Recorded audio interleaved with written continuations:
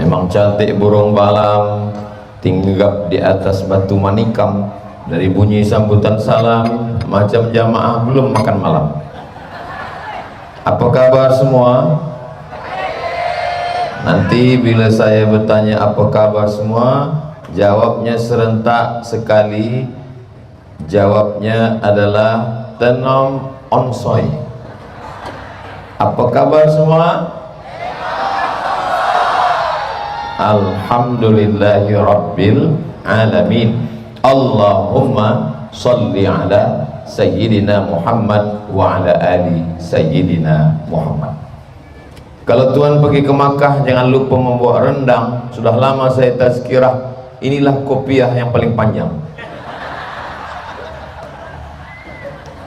Yang berbahagia, yang berhormat YB Ridwan bin Rubin, pengurusi Perbadanan Harta Intelek Malaysia, merangkap ahli parlimen P181 Yang berbahagia Tuan Dr. Zul Asri bin Piting, penolong pegawai daerah pembangunan Tenom, merangkap pengurusi Badan Dakwah Daerah Tenom. Yang berbahagia Tuan Zakaria bin Jamal, penolong pegawai daerah kecil, merangkap pengurusi Badan Dakwah Daerah Kecil Kemar. Barisan pengurusi Badan Dakwah bahagian pedalaman, barisan pegawai tadbir agama Jabatan Hal Ehwal Agama Islam Negeri Sabah bahagian pedalaman, barisan urustia dari pejabat Parlimen P181 dan jawatan kuasa Badan Dakwah Daerah Tenom, barisan rombongan Profesor Ustadz Abdul Somad, ini sahabat-sahabat saya, serta muslimin muslimat semua yang berhadir ini, insyaallah dimuliakan Allah Subhanahu wa taala. Amin ya rabbal alamin. Tajuk kita malam ini indahnya toleransi. Sebenarnya saya dah tahu tajuk ni, cuma nak tengok gambar saya saja. Apakah Nabi Muhammad SAW itu hanya bersama orang Islam sahaja, atau dalam hidup dia ada berbeza Islam tak Islam? Kalau saya dalam bagi tazkirah tu ada macam-macam bunyi bertanya, tak usah jawab, kerana nanti akan saya jawab sendiri. Ada seorang laki-laki namanya Huyai bin Akhtab. Huyai bin Akhtab punya anak perempuan namanya Sofia. Sofia bermimpi dia tengok malam itu bulan turun duduk di pangkuan dia. Lalu Sofia bercerita kepada ayahnya, "Wahai ayah, malam tadi saya bermimpi menengok bulan turun di pangkuan saya." Huyai bin Akhtab, dia orang Yahudi. Huyai bin Akhtab menampar Sofia. Karena makna memangku bulan itu artinya akan menikah dengan Nabi Muhammad sallallahu alaihi wasallam. Nabi itu seperti bulan. Makanya Nabi kalau datang disambut dengan tala'al badru alaina. Sudah terbit bulan purnama di atas kami. Orang Yahudi, salah satu kehebatan mereka, mereka boleh mentakwilkan mimpi. Mimpi memangku bulan maknanya menikah dengan Nabi Muhammad sallallahu alaihi wasallam. Apa yang nampak dalam mimpi memang betul terjadi. Sofia menikah dengan Nabi Muhammad sallallahu alaihi wasallam. Sofia, asyhadu an la ilaha illallah wa asyhadu anna Muhammadan Rasulullah. Tapi Huyai bin Akhtab tetaplah Yahudi. Maknanya dalam kehidupan Nabi, dia punya mertua, ayah dari istrinya yang tak Islam. Saya ingin menjelaskan bahawa toleransi, kebahagiaan hidup bermasyarakat, tidak semua kita satu agama. Dalam Islam diajarkan secara jelas, wala ana abidum ma'abadtum wala antum abiduna ma'abud lakum dinukum waliyadin. Satu hari kita baca ayat itu, solat sunat qabliyah subuh. Solat sunat qabliyah subuh, rakaat pertama qul ya ayyuhal kafirun, rakaat kedua qul huwallahu ahad. Walaupun kita lambat ke masjid, setengah jam 30 menit selepas azan subuh terjaga, jangan terus sholat subuh, qabliyah subuh dulu. Ustaz Abdul Somad, ya, kalau saya terjaga 30 menit selepas azan subuh macam mana? Qabliyah dulu, baru sholat subuh. Rakaat pertama kuliah, rakaat kedua kulhu. Kalau saya terjaga pukul 8, sholat duha, ayat wad duha. Jangan sampai tidak sembahyang subuh. Man nama, siapa yang tertidur, walam yusalli, dia tak sembahyang subuh, balas syaitanu fi udhunih, kencing syaitan di telinganya. Mudah-mudahan kita semua istiqamah solat subuh berjamaah ke masjid insyaallah. Amin ya rabbal alamin. Kenapa Ustaz Abdul Somad datang ke Tenom, tazkirah tidak dibuat di masjid? Kenapa dibuat di Padang? Padahal ini musim hujan. Saya diminta naik ke atas, bila dipasangkan kopiah ni kepala, terus saya dengar hujan turun. Banyak yang dah balik ke belakang. Bila dah terpasang, hujan pun berhenti. Rupanya hujan tu nak bagi tahniah je. Muslimin muslimat yang dimuliakan Allah Subhanahu wa taala. Itu yang pertama.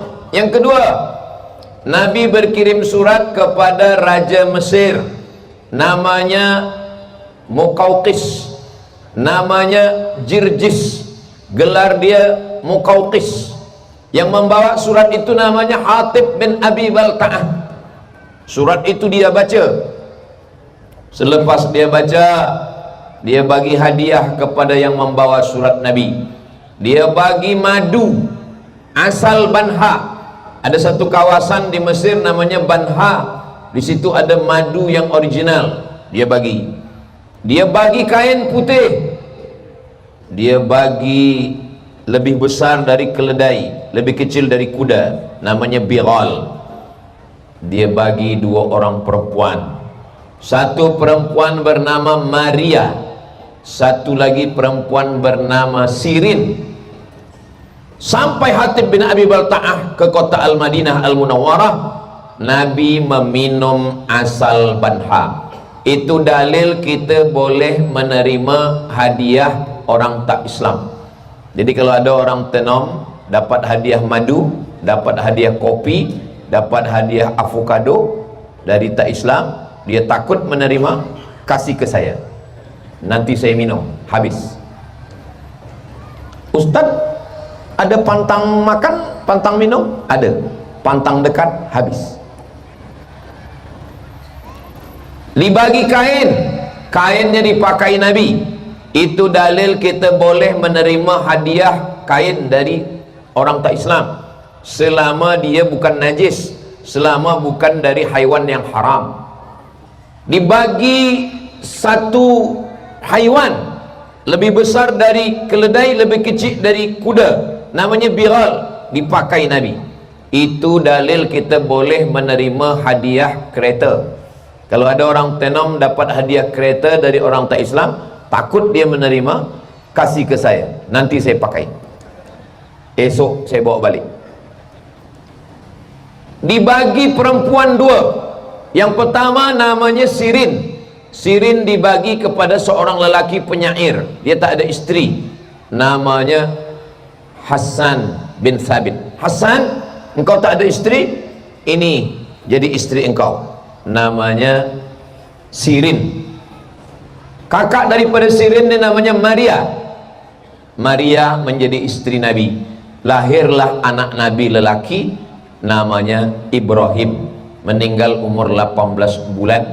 Makamnya di samping Masjid Nabawi. Nama pemakaman itu Baqi. Masuk kita ke pintu Baqi, arah agak ke kiri sikit, ada yang besar.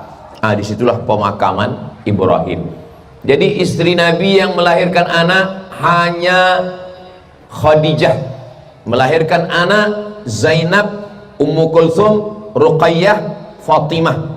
Anak lelaki Al-Qasim, Abdullah. Lalu kemudian Ibrahim itu lahir dari Maria Al-Qibtiyah.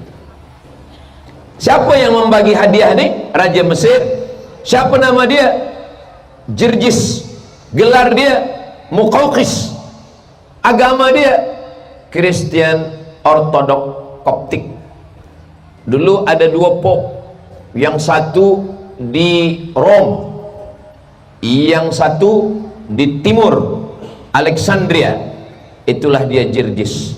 Dia tak Islam, dia bagi hadiah, diterima Nabi Muhammad sallallahu alaihi wasallam. Maknanya Nabi punya istri yang melahirkan anaknya, dan dia punya keluarga yang tak Islam.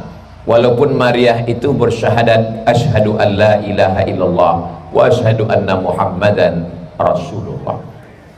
Saya menyampaikan ini ingin menceritakan bahwa saya pun datang dari Pulau Sumatera. Sumatera ini yang paling tinggi di atas Aceh, di bawah Aceh ini Sumatera Utara. Sumatera Utara ini pun bercampur antara Islam tak Islam. Di bawah Sumatera Utara ini Riau. Saya duduk di Riau, tapi saya lahir di Sumatera Utara. Di bawah Riau ini Sumatera Barat, Minangkabau. Di bawahnya lagi Jambi, Palembang, Bengkulu, Lampung. Inilah Pulau Sumatera yang kaya dengan agama, sama macam kita yang berada di Sabah, Sarawak, sama juga dengan yang ada di Pulau Kalimantan. Maka dalam Islam kita diajarkan berbeza tapi tetap boleh berkawan, bersahabat. Sampai hari ini saya ada sahabat-sahabat yang tak Islam. Baru pekan lepas dia nak balik ke Jambi, dia datang dari Sumatera Utara. Kata dia, Abdul Somad, ya boleh saya singgah ke rumah awak? Ya, datang ke rumah, minum teh, makan, kita tetap menyambung tali silaturahim. Jadi saya tidak hanya setakat memberikan tazkirah, tapi saya mengamalkan apa yang saya cakapkan ini. Di tempat saya menikah, ada walimah. Bila dia Islam, kita datang. Bila tak Islam, dia jemput kita, kita pun datang juga. Kita naik ke atas pelaminan, kita katakan selamat menempuh hidup baru. Cukup. Lepas itu kita tak perlu kita bacakan barakallah. Itu untuk Islam. Selepas itu pula kita diajak makan. Biasa sebab kita dah tahu ini makanan-makanan untuk orang Islam, ini makanan untuk orang tak Islam. Kita dah sama-sama tahu. Maka bila kita dibagi sila makan, kita pun makan dah di tempat Muslim food, tempat makanan Islam. Tapi ada pula satu orang Islam, dia pergi ke sana. Kita panggil dia, sini kejap, ini makanan kita. Kata dia, tak, aku nak ambil kuah sikit aja. Dia tak faham, dia belum mengaji lagi. Inilah saya senang sekali sebab ada penuntut-penuntut penghafaz Quran daripada pondok, adik-adik, anak-anak belia kita. Maka kita ajarkan dia supaya dia tetap baik walaupun berbeza, tapi kita kuatkan. Ada ke dalam, ada keluar. Yang ke dalam ni kita sesama Islam, kita kuatkan sembahyang, kita kuatkan masjid, kita kuatkan baca Quran, kita kuatkan akidah. Adapun keluar, wa ma arsalnaka illa rahmatan lil alamin. Tidaklah Allah mengutus Nabi Muhammad sallallahu alaihi wasallam melainkan menjadi rahmat bagi semesta alam. Ketiga, tadi yang pertama apa, lupa pula pertama. Yang pertama tadi adalah Sofia, yang kedua adalah Maria, yang ketiga Nabi melepas pasukan perang. Ketika pasukan perang ini akan pergi, apa kata Nabi? Satajiduna rijalan fis sawami. Nanti kamu akan berjumpa dengan orang yang berbeza agama. Mereka duduk di tempat-tempat ibadah. La ta'ridu lahum, jangan ganggu mereka. La tahdimu buyutan, jangan hancurkan rumah orang tak Islam. La taqiranna nakhlan, jangan cabut pokok kayu. La taqatulunna sabiyan murdi'ah, jangan bunuh budak kecil yang sedang menyusu. La taqatulu syaikhan faniyah, jangan bunuh orang tua. Budak kecil, orang sedang hamil, orang sedang menyusukan anak, orang-orang yang ada tinggal di tempat ibadah walaupun berbeza agama, mereka bukan ahli perang, mereka bukan tentera, mereka orang remah. Begitulah yang diajarkan Nabi Muhammad sallallahu alaihi wasallam. Dulu kalau sudah berperang, bunuh semua, ratakan dengan tanah. Tapi manakala datang Nabi Muhammad SAW, hanya boleh berperang sesama tentera, perempuan yang lemah, orang tua yang tak ada bertenaga, tempat-tempat ibadah tak boleh dihancurkan, tak boleh dirosakkan, tak boleh diganggu, tak boleh mencabut pokok kurma, sebab kurma adalah makanan. Kalau pokok kurmanya dicabut, dibakar, nanti dia akan kelaparan. Begitu yang diajarkan Nabi Muhammad sallallahu alaihi wasallam. Yang keempat, ini Ustaz Abdul Somad ni tazkirah ke satu, kedua, ketiga, keempat, sampai ke berapa? Sampai saya tengok ada yang menguap. Kalau tak ada yang menguap, sampai turun hujan. Mudah-mudahan hujan yang datang ini menjadi rahmat insyaAllah. Yang keempat, ketika Nabi Muhammad sallallahu alaihi wasallam sudah sampai di Madinah, datang seorang perempuan namanya Asma. Asma datang, ya Rasulullah, saya punya emak saya tak Islam, ummi qadimat, dia sekarang datang, wahya raghibatun, dia datang ingin jumpa dengan saya, bolehkah saya menjumpai emak saya yang tak Islam? Kata Nabi, siliha, sila sambung silaturahim dengan emak engkau. Afa u'tiha, boleh saya bagi dia hadiah? Kata Nabi, i'tiha, bagilah dia hadiah. Itulah dalil kita tak boleh putus tali silaturahim walaupun berbeza agama. Itulah dalil kita tetap membagikan hadiah walaupun berbeza agama. Maka dalam Islam boleh membagi haiwan kurban kepada orang yang tak Islam. Haiwan kurban terbagi dua, satu kurban yang wajib, satu kurban yang sunat. Kurban yang wajib itu kurban nazar. Saya bernazar, kalau anak saya nanti masuk universiti, maka saya akan berkurban. Ini kurban wajib, tak boleh dimakan orang tak Islam. Tapi kalau kurban sunat, kurban yang biasa, boleh. Yang Islam kita bagi, yang tak Islam pun kita bagi.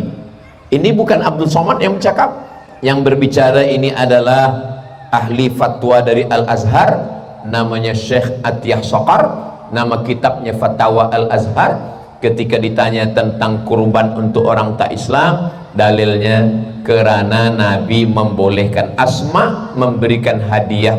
Hadiah hukumnya sunat. Zakat wajib tak boleh, nazar wajib tak boleh. Tapi untuk yang sunat-sunat, infak, sedekah tetap boleh. Begitulah ajaran Islam. Tak lama lagi kita ada membagi haiwan kurban. Maka bila ada jiran, kawan, sahabat, keluarga kita tak Islam, kita bagi. Maka ini bagian daripada kelembutan hati yang diajarkan Nabi Muhammad sallallahu alaihi wasallam. Yang kelima, ketika Nabi Muhammad sallallahu alaihi wasallam sampai ke kota Makkah Al-Mukarramah, Nabi membawa 10.000 pasukan tentera dengan tombak, dengan pedang, dengan baju besi. Kata panglima perang bernama Sa'ad bin Ubadah, hadza yaumul malhamah, ini hari balas dendam. Kita akan potong kepala mereka, kita akan gunting telinga mereka, kita akan potong hidung mereka, kita akan belah jantung mereka. Kerana mereka dulu, pasukan Abu Sufyan, memotong hidung Hamzah, memotong telinga Hamzah, mengambil jantung Hamzah. Kata Nabi, hadza yaumul marhamah, ini hari berkasih sayang. Tak ada satupun orang Makkah yang dibunuh Nabi Muhammad sallallahu alaihi wasallam. Nabi tegak di atas Ka'bah, Nabi tegak di hadapan Ka'bah.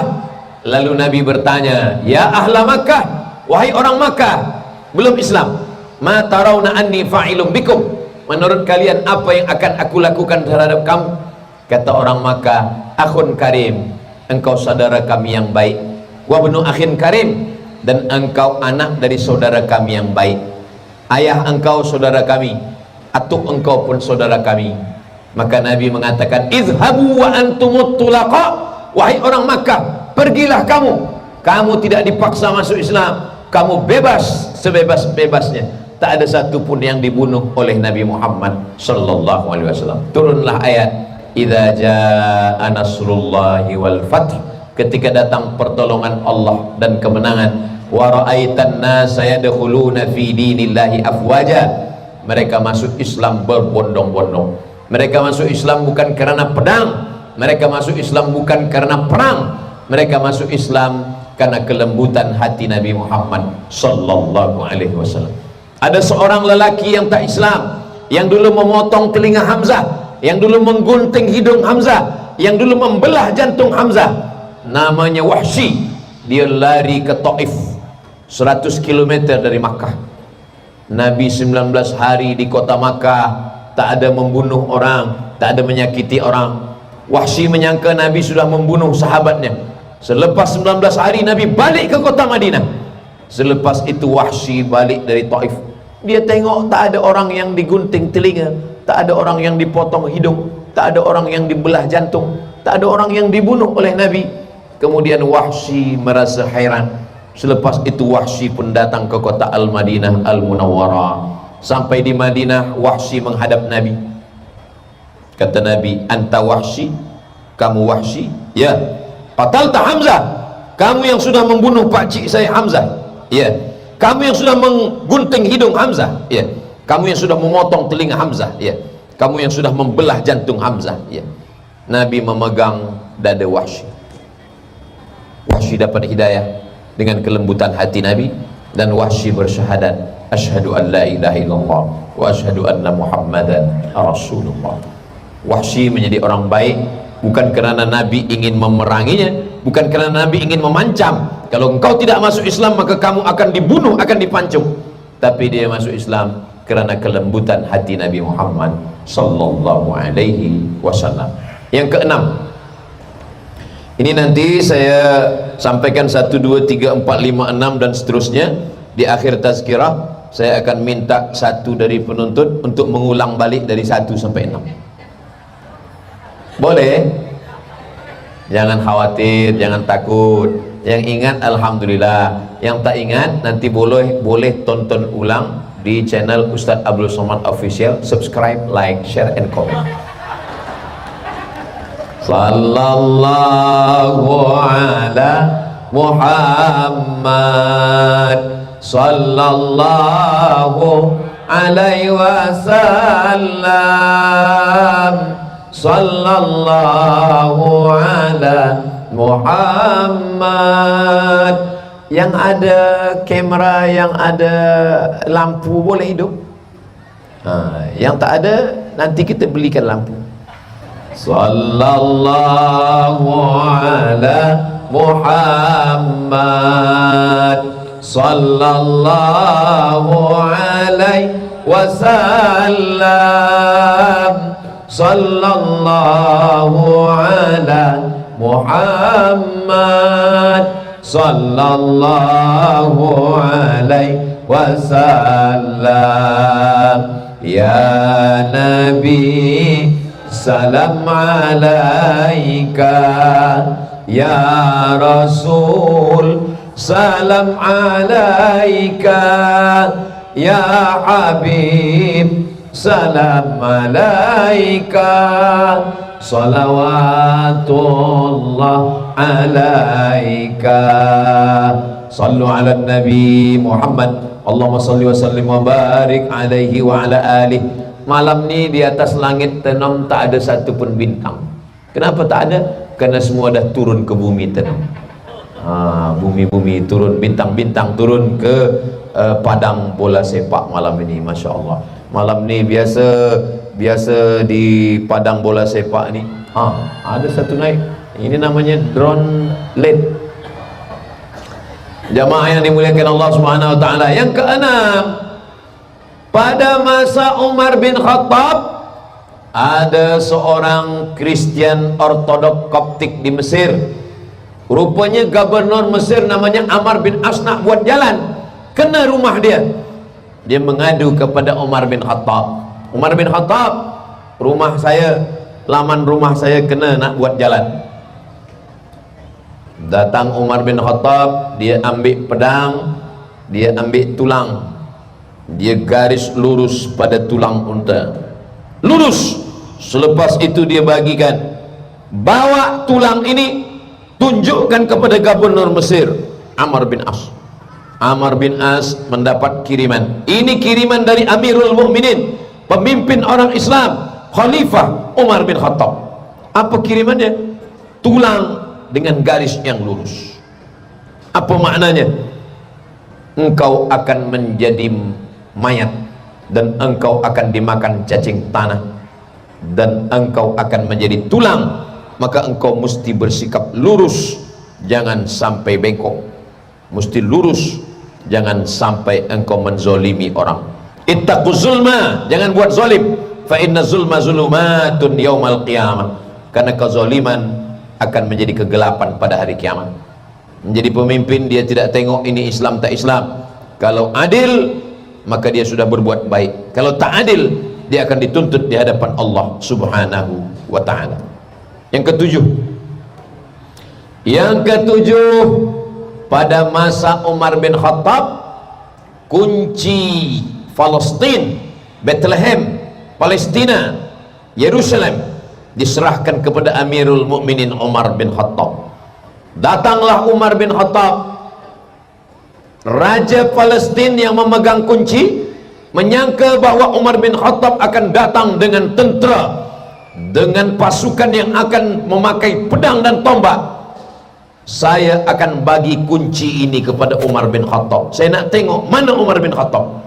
Dari jauh dia tengok hanya ada dua orang, Umar bin Khattab dengan pembantu Umar bin Khattab, dan mereka hanya membawa seekor unta. Kadang-kadang Umar bin Khattab di atas, kadang-kadang pembantu dia di bawah, kadang-kadang pembantu dia di atas, kadang-kadang Umar bin Khattab di bawah. Mereka berganti-gantian sampai di pintu Palestina. Rupanya masa itu Umar bin Khattab yang di bawah, pembantunya di atas. Mereka membawa unta. Pemegang kunci Palestina bertanya, yang mana Umar bin Khattab, yang mana pembantunya? Bentuknya sama. Orang mulia bukan karena pakaiannya, orang mulia bukan karena rupanya, orang mulia karena keadilannya. Umar bin Khattab tidak ingin menunjukkan dia besar dengan pasukannya, dia ingin menunjukkan kelembutannya. Dia hanya datang berdua saja. Kunci Palestina dia terima. Selepas itu dia dipersilakan untuk sholat di dalam gereja, di dalam church. Sila engkau sholat. Tapi Umar bin Khattab tidak mau. Umar bin Khattab sholat di depan gereja, yang hari ini tempat sujud Umar bin Khattab itulah dijadikan sebagai masjid, namanya Masjid Umar bin Khattab, berhadap-hadapan dengan Church Al-Qiyamah, gereja Al-Qiyamah. Itu yang ketujuh. Berikutnya yang ke-8. Yang ke-8, ada seorang ulama ditanya, apa hukumnya bekerja dengan orang yang tak Islam? Bekerja dengan orang yang tak Islam hukumnya boleh, selama tidak merosakkan tauhid, selama tidak mengganggu akidah. Apa dalilnya? Dalilnya Sayyidina Ali. Sayyidina Ali khalifah yang keempat, dia bekerja menimba air di rumah orang yang tak Islam. Sayyidina Ali bekerja di rumah orang tak Islam, dilaporkan kepada Nabi Muhammad SAW. Ya Rasulullah, itu Sayyidina Ali bekerja tempat orang tak Islam. Kata Nabi, selama tidak merosakkan akidah, dia hanya menimba air, tidak merosakkan hatinya kepada Allah, tidak mensyirikkan dia menyembah kepada selain Allah, maka dia tidak dihukumkan sebagai orang yang berbuat kesalahan. Berikutnya yang ke-8. Yang ke-8, dalam Al-Quran dikatakan dua balas dua. La yanhakumullahu 'anil ladzina lam yuqatilukum fid din wa lam yukhrijukum min diyarikum. Kalau mereka tidak memerangi kamu, mereka tidak menghalau kamu dari kampung kamu. Dua. Kalau ada orang yang tak Islam, berbeza dengan kamu, dia tidak membunuh kamu, dia tidak menghalau kamu dari kampung kamu, dua, balas dengan dua. Antabarruhum, buat baik, wa tuqsitu ilaihim, bersikap adil. Dua yang mereka lakukan, tidak membunuh, tidak menghalau, balas dua, buat baik dan sikap adil. Jangan sampai tak adil kerana berbeza agama. Apa kata Nabi SAW? Buat baik, tapi buat baik dia kata antabarruhum, barru, Barru baik, khair baik, jayyid baik, hasan baik, jayyid baik, mumtaz baik. Banyak baik dalam Islam. Tapi kenapa yang dipilih barru? Kata Syekh Yusuf Al-Qardawi, kata barru hanya untuk kedua orang tua, ibu bapa, ayah dengan mak. Birrul walidain, sebenarnya Allah ingin sampaikan, sebagaimana engkau berbuat baik pada ibumu, sebagaimana engkau berbuat baik pada ayahmu, begitulah engkau berbuat baik pada orang yang berbeza agama denganmu, kerana mereka tidak menghalau engkau dari kampung halamanmu dan tidak membunuh engkau. Begitu kata Nabi Muhammad sallallahu alaihi wasallam, yang dibacakannya dalam ayat Al-Quran, la yanhakumullah, Allah tidak melarang kamu untuk berbuat baik. Yang kesembilan, ada seorang ulama dari kalangan tabi'in, Nabi yang berjumpa dengan Nabi, sahabat yang berjumpa dengan sahabat, tabi'in. Tabi'in ini dia jumpa dengan sahabat, namanya Imam Al-Hasan Al-Basri. Imam Al-Hasan Al-Basri, rumah dia di bukit. Dia sakit, datang jiran dia menjenguk. Mana Hasan Al-Basri? Lama tak nampak. Dia ada dalam bilik. Jiran dia masuk ke dalam, jiran dia tak Islam. Bila dia tengok Hasan Basri tak ada. Mana Hasan Al-Basri? Imam Al-Hasan Al-Basri dia dalam bilik, dia tak boleh keluar bilik sebab dia sedang berbaring di atas katil tempat tidur. Bila dibuka bilik dia, rupanya di sudut bilik itu ada bejana menampung air. Dia tanya, apa ini air ini? Ini air dari atas. Berapa lama engkau sudah menampung air ini? Ishruna sana, 20 tahun. 20 tahun engkau tampung air ini, engkau tak pernah komplain, engkau tak pernah marah, engkau tak pernah mengamuk. Tidak. Air apa ini Hasan Basri? Saya tak tahu. Saya tengok ada air dari atas, saya tampung saja. Itu adalah air tandas saya bocor. Engkau tak pernah marah dengan saya. Agama apa yang mengajarkan engkau baik macam ini? Maka saksikanlah wahai Hasan Al-Basri, asyhadu an la ilaha illallah wa asyhadu anna Muhammadar Rasulullah. Orang banyak bagi tazkirah tentang kelembutan, tapi dia pengamuk. Orang banyak bagi tazkirah tentang kebaikan, tapi dia tak baik. Lisanul hal afsah min lisanil maqal. Perbuatan lebih menyentuh daripada cakap.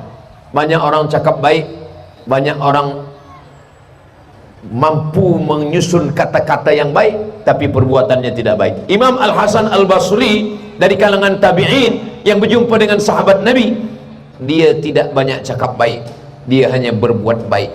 Mudah-mudahan kita semua berbuat baik sehingga perbuatan baik itu menyentuh hati orang. Sentuhlah dia tepat di hatinya, dia akan jadi milikmu untuk selamanya. So sweet.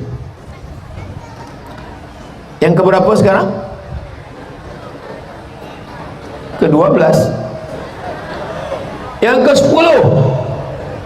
Yang ke-10 adalah, kenapa Ustaz malam ni pakai 1, 2, 3, 4, 5? Sebab hati jamaah ni dah tak konsen.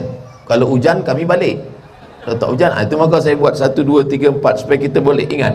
Yang ke-10, ketika Islam datang ke Nusantara, Islam membiarkan apa yang menjadi pilihan.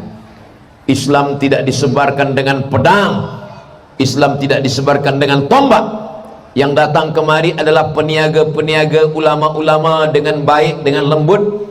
Lalu kemudian kalau kita tengok India, majoriti tak Islam, tapi apa yang ditengok? Yang ditengok adalah Taj Mahal yang dibina oleh orang Islam. Indonesia majoritinya Islam, tapi apa yang ditengok orang? Yang ditengok adalah Candi Borobudur. Ulama-ulama tidak menghancurkan Mesir, majoritinya Islam, tapi apa yang ditengok orang? Sphinx. Apa yang ditengok orang? Piramid. Tidak dihancurkan. Islam tidak datang menghancurkan.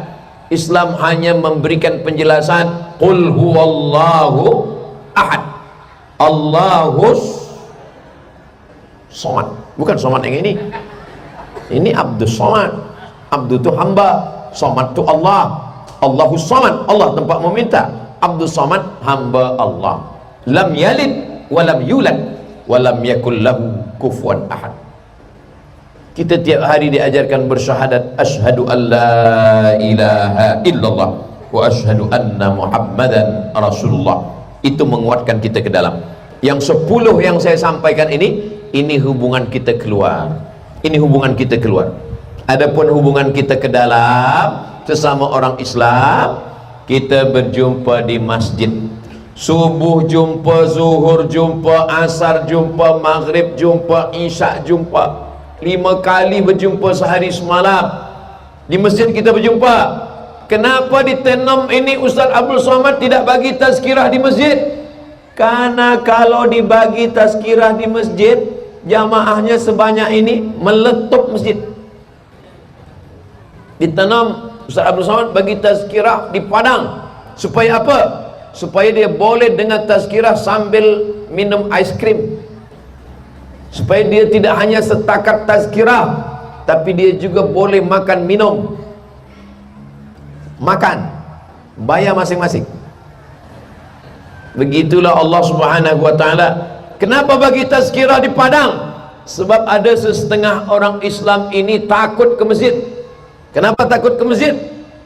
Ada kawan dia 2 kali ke masjid balik meninggal. Apalagi di beberapa masjid ini orang ketakutan. Sebab yang bagi tazkirah selalu cerita mati. Sikit-sikit mati. Khatib Jumat cerita mati.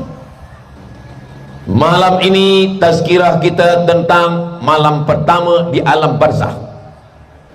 Orang ketakutan. Memanglah kita ni semua ni nak mati. Hidup ini adalah berkawan. Siang kawannya malam, hitam kawannya putih. Hidup kawannya mati. Berani hidup, tak takut mati. Takut mati, jangan hidup. Takut hidup, mati saja. Jadi kalau kita berani muda, kita berani tua. Kita berani cantik, kita berani tak cantik. Kita berani hidup, maknanya kita berani mati. Life is take risk. Hidup ini berani mengambil segala resiko dalam kehidupan. Allah SWT buat kita ini, maka hidup kita ini kadang ada rasa takut, ada rasa cemas, maka kita serahkan pada Allah. Allahu Akbar. Masalah hidup saya ini besar. Allahu Akbar. Allah Maha Besar. Makanya kalau ada orang ejek-ejek puan, dia tanya, engkau ini besar lah. Allahu Akbar. Allah Maha Besar. Jangan takut disuruh orang besar. Jangan takut dituduh orang besar. Yang Maha Besar Allah SWT. Kalau yang besar itu Allah, orang kecil tak merasa bersedih. Sebab apa? Sebab yang besar hanya Allah. Orang besar tidak merasa sombong, sebab Allah Maha Besar. Ustaz Abdul Somad disambut dengan gendang, dengan hadrah, dengan kompang. Ustaz Abdul Somad didudukkan di kerusi. Ustaz Abdul Somad dinaikkan ke atas tempat yang tinggi. Gambar YB pun tak ada, gambar Ustaz Somad yang ada. Besar, sampai gigi sebesar kapak. Begitulah orang Tenom nak membesarkan hati Ustaz Abdul Somad. Dia tahu Ustaz Somad ni kecil, besarkan gambarnya. Man ahsana ilaikum, siapa yang sudah berbuat baik, fakafi'uhu, balaslah. Fa illam tajidu, kalau kamu tak mampu membalas, fad'ulahu, doakanlah. Semua yang sudah bertungkus lumus, bersusah payah, tidak minum, tidak makan, berhari-hari menguruskan program ini, berdoa kepada Allah, mereka lah yang paling takut program ini tak jadi. Ya Allah, sampaikanlah Ustaz Somad ke Tenom, sehatkanlah dia ya Allah, sehatkan dia ya Allah. Selepas dari Tenom ni nak mati, matilah dia. Mana ada orang berdoa macam tu? Banyak orang bertanya ke saya tengok Ustaz Somad ni pergi sana pergi sini sihat. Apa Ustaz makan? Nasi. Apa Ustaz minum? Teh tarik. Kenapa Ustaz sihat? Saya sihat karena didoakan orang banyak. Maka kita ni selalu mendoakan. Orang Tenom selalu mendoakan saya. Betul? Bunyinya macam tak percaya. Dari mana Ustaz tahu orang Tenom ni mendoakan Ustaz Somad? Manakala bertasyahud dia doakan saya, Assalamualaikum ayyuhan nabiyyu wa rahmatullahi wa barakatuh, wassalamu alaina wa ala ibadillahis sholihin. Pertama dia doa untuk Nabi, keselamatan untukmu wahai Nabi Muhammad sallallahu alaihi wasallam. Selepas itu dia doakan wassalamu alaina, keselamatan untuk kami semua, wa ala ibadillahis sholihin, dan hamba-hamba Allah yang apa pula somat? Hamba Allah yang soleh. Semua yang soleh insyaAllah mendapat. Maka semua yang soleh solehah ini mendapatkan doa dalam sembahyang itu insyaAllah. Maka selepas berwuduk kita minta jadi orang soleh. Allahumma ja'alni minat tawwabin wa ja'alni minal mutatahhirin wa ja'alni min ibadika salihin. Saya sangka yang merah-merah berkelip-kelip tu drone, rupanya tower. Saudaraku yang dimuliakan Allah Subhanahu wa taala, maka sembahyang jamaah ni jangan sampai tinggal. Paksa-paksakan diri sembahyang berjamaah. Mendengar azan cepat datang, tidur malam cepat tidur, cepat tidur. Sebab kalau kita lama tidur susah nak bangun subuh. Selepas itu kita jaga, usahakan 1 jam sebelum subuh jaga malam. Tak dapat 1 jam, setengah jam. Tak dapat setengah jam, 15 minit. Untuk apa? Sempat-sempatkan tahajud. Tahajud masih boleh walaupun 5 minit sebelum azan subuh. Tapi jangan sebab ini kalau dah masuk waktu, habislah waktu tahajud. Jangan kerana rumah dekat surau bagi muazin, jangan azan dulu, saya nak tahajud dulu. Dah habis waktu terbit fajar shadiq, maka azan subuh, masuk ke dalam masjid, tahiyatul masjid. Idza dakhala ahadukumul masjid, kalau kamu masuk masjid, fala yajlis, jangan duduk hatta yusalli rak'ataini, salat 2 rakaat. Selepas salat 2 rakaat tahiyatul masjid, duduk dengar azan, sambut seruan azan.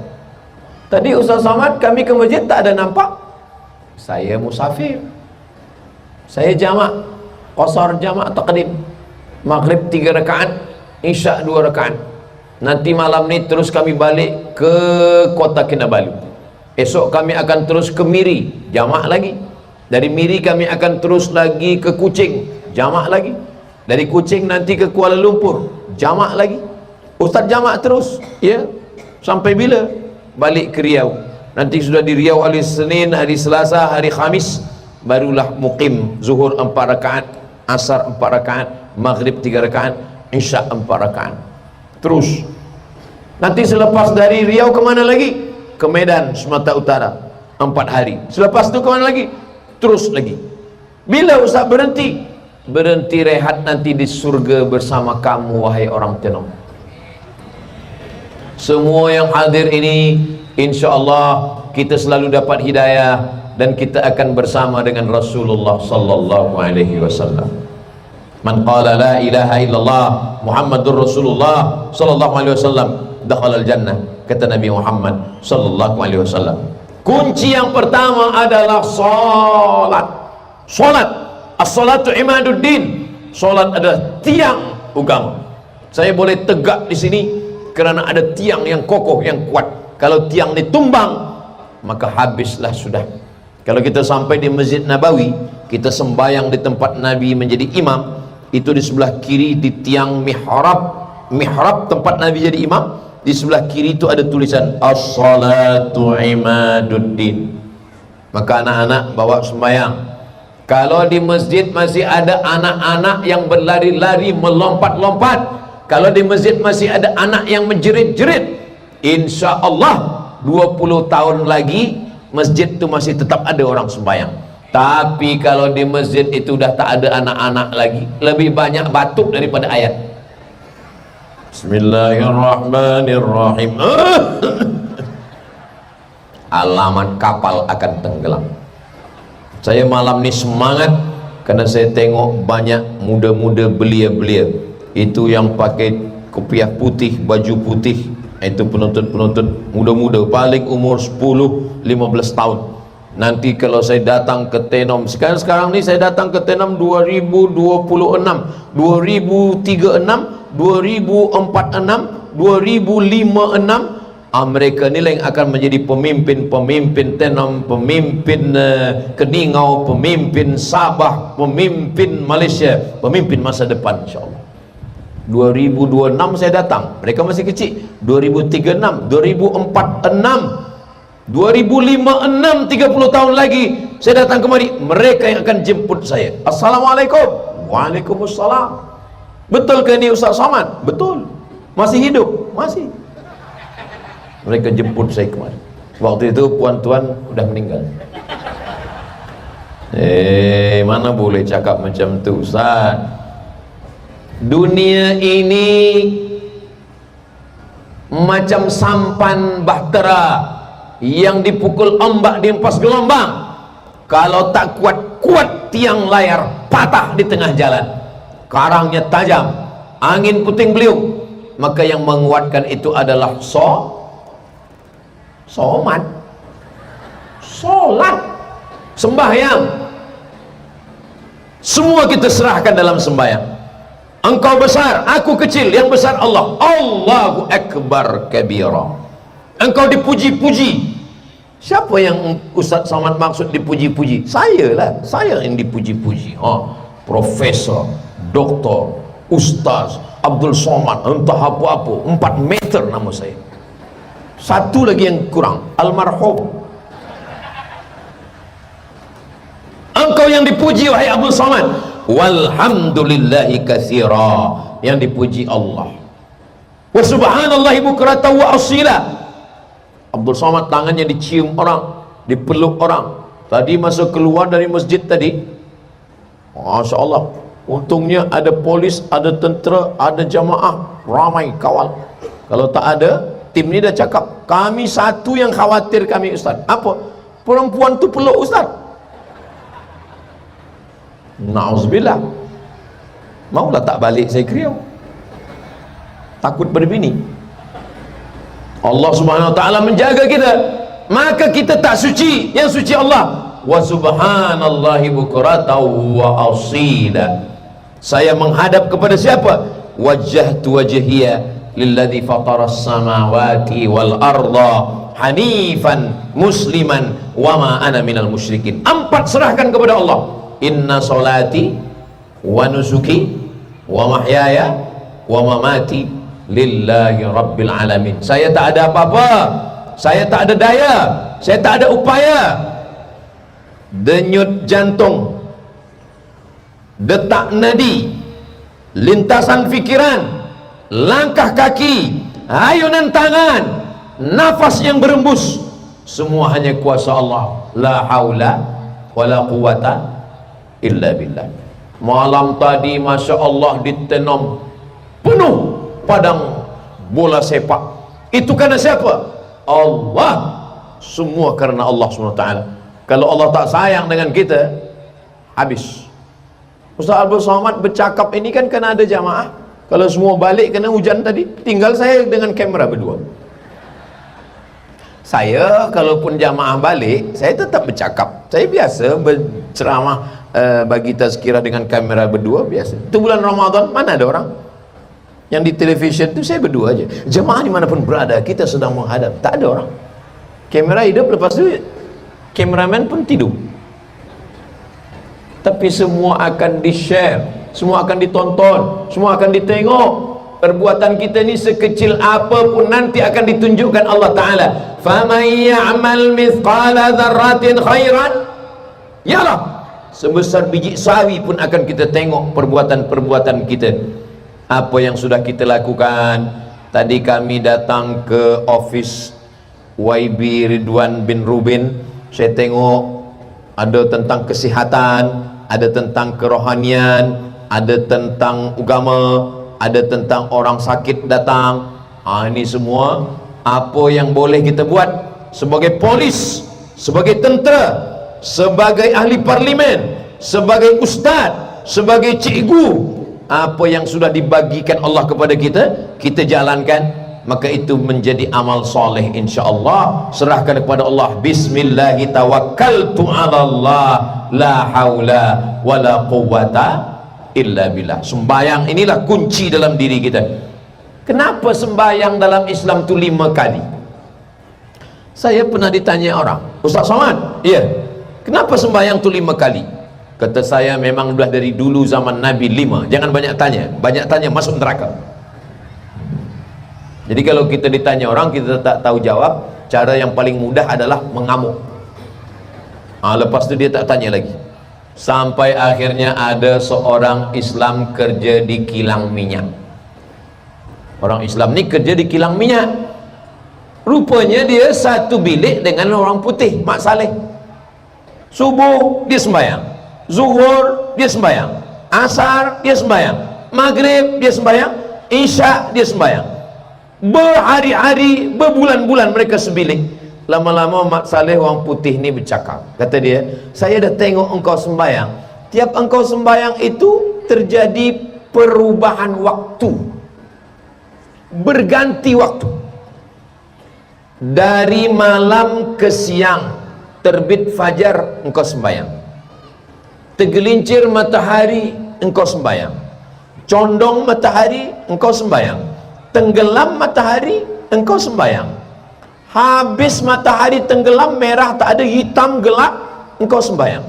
Maknanya 5 kali perubahan dunia, 5 kali engkau sembahyang. Itulah jawabannya Ustaz, kata dia. Kata saya dah lama tahu, padahal kita pun baru tahu itu.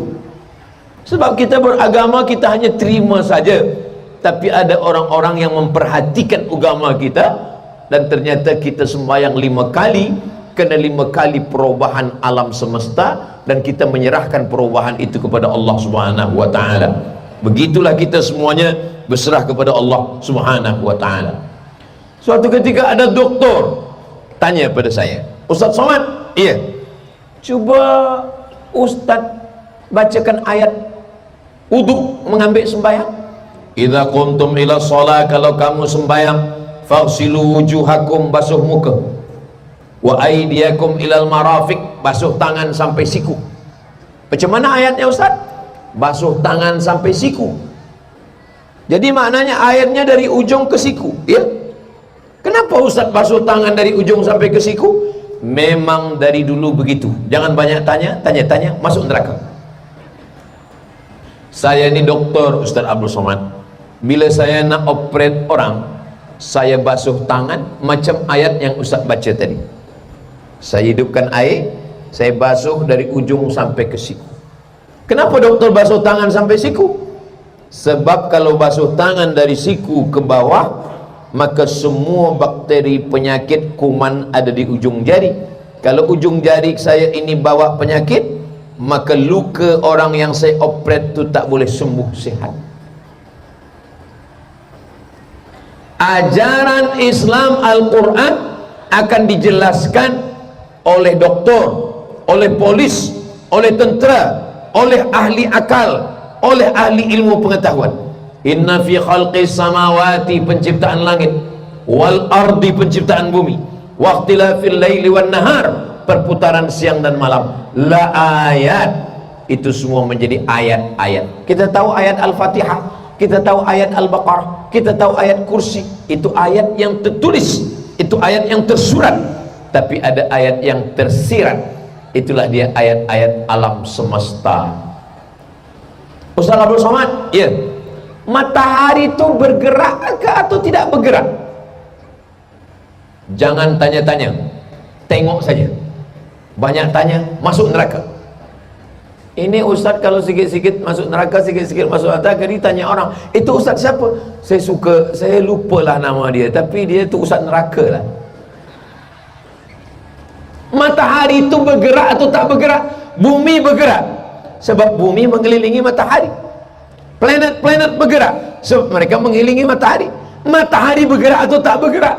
Allah jawab dalam Al-Quran, wasyamsu tajri li mustaqarril laha, dzalika taqdirul azizir rahim. Matahari bergerak di tempat diamnya. Matahari tidak bergerak macam bumi, dia bergerak di tempat diamnya.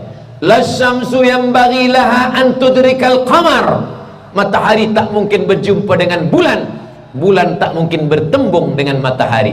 Wa kullun fi falaki yasbahun. Semua berjalan di garisnya masing-masing.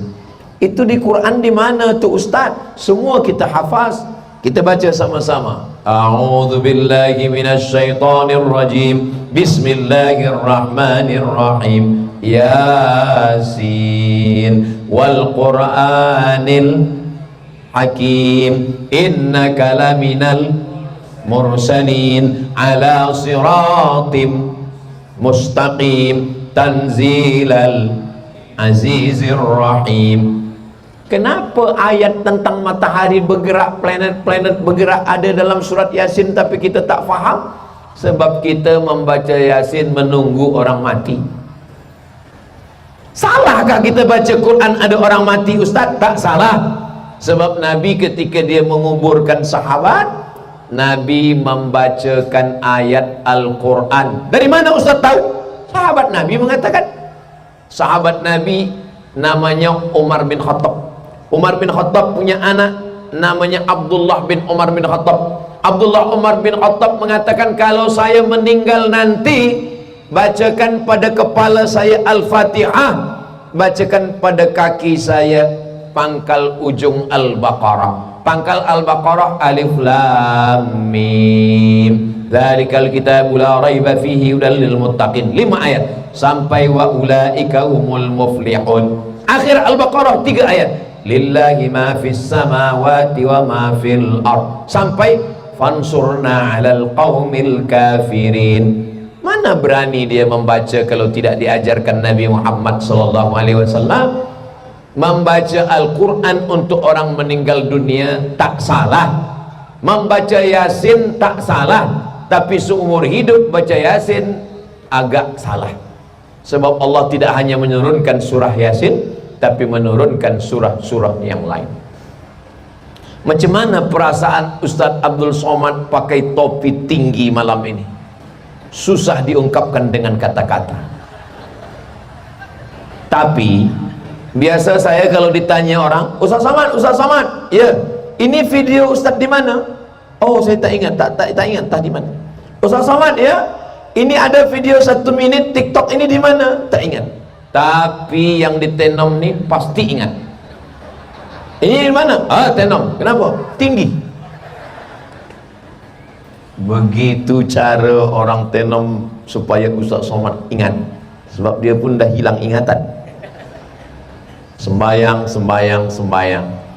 Tak boleh sembayang tegak, duduk di kursi. Tak boleh duduk telentang menghadap ke arah kiblat. Tak boleh telentang, pakai isyarat biji mata. Allahu Akbar, Sami Allahu liman hamidah, Allahu Akbar. Tak boleh kita sembayangkan. Tak ada alasan untuk tidak sembayang. Karena inilah yang akan kita bawa mati menghadap Allah Subhanahu wa ta'ala. Suami mengajak istri sembayang, istri mengajak suami sembayang. Tapi saya belum banyak hafal ayat Ustaz. Kulhu, Bismillahirrahmanirrahim, kulhu. Bukan begitu. Qul huwallahu ahad, Allahus samad, lam yalid wa lam yulad wa lam yakul lahu kufuwan ahad. Kalau nak jadi imam, usahakan jangan yang jahar dulu. Subuh memang 2 rakaat tapi berat, ada doa kunut. Maghrib berat. Kalau nak jadi imam, latihan zuhur dulu. Zuhur dengan asar ni dia modal takbir aja. Allahu Akbar, Allahu Akbar. Tapi ingat-ingat juga Sami Allah. Kadang baru pertama kali Allahu Akbar, kata makmum dari belakang Sami Allah. Nanti dah mulai agak berani, baru baca Al-Fatihah. Ustaz Abdul Somad, ya, tadi kami sembahyang, terus imam tu tak baca bismillah. Alhamdulillahirabbil alamin. Ada tak dengar bunyi berbisik bismillah? Ada. Itu berarti mazhab Hambali tu. Mazhab Hambali macam Makkah. Oh, Imam kami tadi tak baca bismillah, berbisik pun tak ada, berbisik pun tak ada. Alhamdulillahi Rabbil Alamin. Oh, itu mazhab Maliki tu. Tapi imam kami tadi Ustaz Samad dia tak baca Al-Fatihah. Oh, itu imam lupa. Makmum lah yang mengingatkan di belakang. Dia kata subhanallah, la salata, tidak sah salat liman lam yaqra' bi fatihatil kitab, siapa yang tak membaca Al-Fatihah. Maka luruskan tahsin Al-Fatihah. Ini bila saya bacakan yang berbahagia, yang berbahagia, yang berbahagia, tentang bahagian pedalaman, badan dakwah bahagian pedalaman, hal ehwal agama Islam. Tak ada alasan orang Tenom tak dapat penjelasan agama Islam tentang Al-Fatihah, tentang ayat-ayat yang pendek-pendek hafaz dulu. Tapi tentang Al-Fatihah ini qori-qori kita, guru mengaji kita, maka ini tak ada alasan. Alhamdulillah, ha bukan ha, Allahu hu. Tapi kalau ha, macam mana membezakan ha dengan ha? Kalau Allahu, kalau dipegang dada bergetar dia, Allahu. Tapi kalau ha tak ada getar. Alhamdulillahi Rabbil, Bismillahirrahmanirrahim. Ada ha, ada ha. Alhamdulillahi Rabb, ra-nya tebal, tafhim. Alhamdulillahi Rabbil dalam alamin, Ar-Rahmanir-Rahim, Malik Yaumiddin. Iya, bukan iya. Iyyaka na'budu wa iyyaka nasta'in, ihdinas siratal mustaqim. Bukan sa, tapi sa. Ihdinas siratal mustaqim. Kalau bahasa Melayu salah-salah sikit tak berubah maknanya. Dalam bahasa Arab ada sa, ada sya, ada so, ada tha, ada sa, ada tha, ada sya, ada so. Ustaz Abdus Somad, Ustaz Abdus Somad, so. Tapi dalam bahasa Melayu kalau salah pun tak masalah, maknanya tak berubah. Siapa bagi tazkirah tadi? Ustaz Somad. Tapi dalam bahasa Arab kita mesti mengaji tahsin. Maghrib ke Isya, budak-budak jangan tonton TV, budak-budak jangan berkeliaran, budak-budak di masjid. Ibu bapanya mengantar maghrib, dari maghrib ke Isya baca Quran, nanti habis Isya balik ke rumah. Ini masjid-masjid kita ramai insyaAllah. Kami Masjid Hajah Rohana, nama almarhumah mak saya, tiap malam budak-budak lebih kurang ada 200 budak mengaji, dari budak-budak kecil sampai agak-agak besar, dari mulai alif bata sampai dia membaca khatam Al-Quran, supaya mengalir pahala untuk arwah orang-orang tua kita yang sudah meninggal dunia. Begitulah kita menjaga ini. Ibadah badan tegak, ruku, sujud, salat. Tapi ada ibadah harta. Ibadah harta nilai yang paling banyak 7: zakat, wakaf, infak, sedekah, wasiat, hibah, ghanimah. Zakat, wakaf, infak, sedekah, wasiat, hibah, ghanimah. Tenom ini tanahnya subur. Dari mana Ustaz tahu tanahnya subur? Rumputnya hijau. Sebab lama tak hujan agak kuning sikit. Hujan dan anak-anak turun menunggu selesai tazkirah. Nak turun menunggu tazkirah. Malam tadi kami di Sepanggar, saya tegak 45 menit turun hujan. Malam ni baru tegak pasang kopiah turun hujan. Alhamdulillah, doa orang Tenom ini dikabulkan Allah Subhanahu wa taala. Mudah-mudahan hujan turun selepas kita bagi tazkirah, hujan turun menjadi rahmat, tanam-tanaman menjadi hijau, menjadi subur insyaallah. Keluarkan zakat. Yang dah sampai nisab, zakat namanya. Yang belum sampai nisab, keluarkan infak. Infak duit, infak wakaf tanah untuk bangun pondok tahfiz Quran. Saya tak ada nisab dan saya tak ada tanah, duit pun tak ada. Sedekah. Sedekah yang paling rendah. Apa itu sedekah? tabassumuka fi wajhi akhika shadaqah. Senyummu ke wajah saudaramu adalah sedekah. Boleh bagi tanah wakaf, bangun masjid, buat pondok tahfiz Quran. Tak ada tanah, infak, bagi duit. Tak ada, senyum. Asal jumpa orang, senyum. Senyum tak senyum? Senyum. Saya sampai ke Tenam ni, saya tengok semuanya senyum. Macam mana Ustaz boleh nampak? Mata saya silau ni, cahaya terang betul. Tadi kata YB, Ustaz Somad, macam mana lampu kita padamkan atau? Kata saya, terus saja YB, tak apa-apa. Kenapa saya larang padam lampu? Sebab kalau lampu mati, muka saya hitam. Ini direkodkan. Kamera di mana-mana ni. Kamera di sana satu, di hadapan satu, di sini satu. Masya Allah, mudah-mudahan kamera ni hidup. Kadang di tempat lain banyak kamera, bila kita tanya, boleh saya minta video? Mohon maaf Ustaz Somad, kamera tu mati. Kenapa letak? Untuk actionnya. Tapi di Tenam tak begitu. Kamera ni ada yang streaming. Maka walaupun saya menyampaikan tazkirah ini di Tenam Sabah, tapi sebenarnya saudara-saudara saya dari Sumatera, dari Sulawesi, dari Papua, dari Semenanjung, semuanya menonton. Mudah-mudahan semua yang mentaja program yang malam ini, Masya Allah, penuh dengan keberkahan. Setiap langkah kaki kita bernilai amal-amal soleh.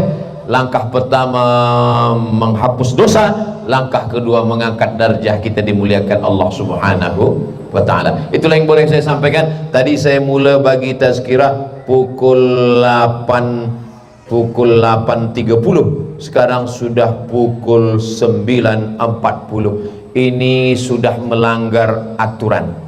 Di mana-mana saya bagi tazkirah itu 60 menit. Tapi di Tenom ini nanti orang komplain, Ustaz Abdul Somad, malam tadi di Sepanggar 45 menit, kenapa di Tenom sampai 1 jam 10 menit? Sebab topi dia tinggi. Nah, saya dah ada jawaban. Tentu selama 1 jam ni banyak cakap saya menyinggung perasaan, tak berkenan di hati. Sudikah tuan puan memaafkan saya? Alhamdulillah. Jaga hubungan kita hablum minan nas. Jangan bercakap menyakiti hati perasaan orang. Lebih baik kita minta maaf di dunia daripada mencari di akhirat. Akhirnya saya tutup dengan pantun penutup, menangkap puyuh di Bukit Selasih. Thank you dan terima kasih. Lepas saya bagi tazkirah, balon pun ada terbang lepas saja.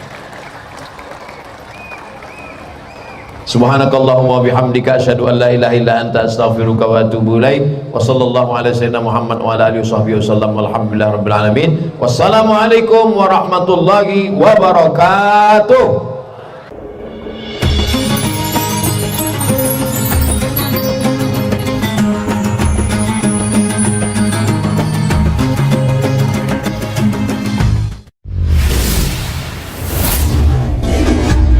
Yang mulai nanti amal jariah terus mengalir walau sudah